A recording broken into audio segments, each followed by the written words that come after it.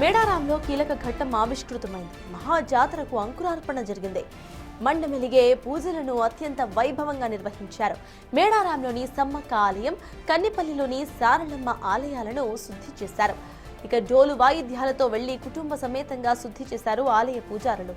అనంతరం గ్రామ దేవతలకు పూజలు నిర్వహించి ధూప దీప నైవేద్యాలను సమర్పించారు.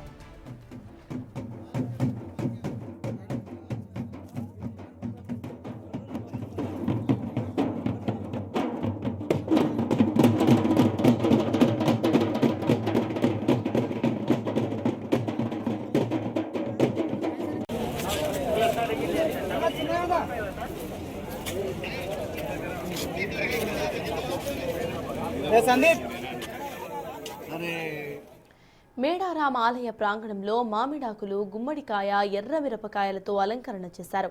వనదేవతలకు దుష్ట శక్తుల నుంచి రక్షణ కోసం గ్రామాన్ని అష్టదిగ్బంధనం చేశారు. మేడారం చుట్టూ తోరణాలు ఏర్పాటు చేశారు. అదేవిధంగా రాత్రి వనదేవల గద్దెల వద్ద అమ్మవారులకు నైవేద్యం సమర్పించి పూజారులు వారి కుటుంబాలు జాగరణ చేయనున్నారు. కాగా ఈ నెల 28 నుంచి 31వ తేదీ వరకు మేడారం మహా జాతర కొనసాగబోతోంది. ఇక భక్తులకు ఎలాంటి ఇబ్బందులకు కలగకుండా ప్రభుత్వం అన్ని రకాల ఏర్పాట్లను పూర్తి చేసింది.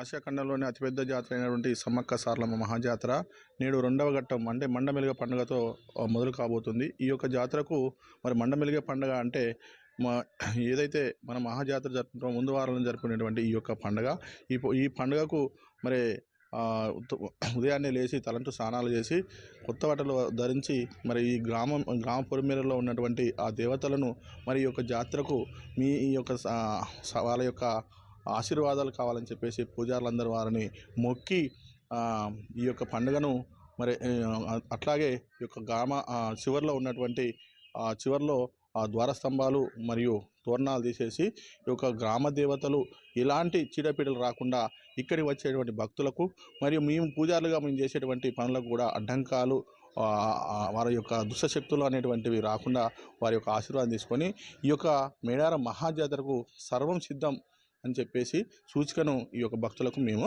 ఇస్తున్నాం.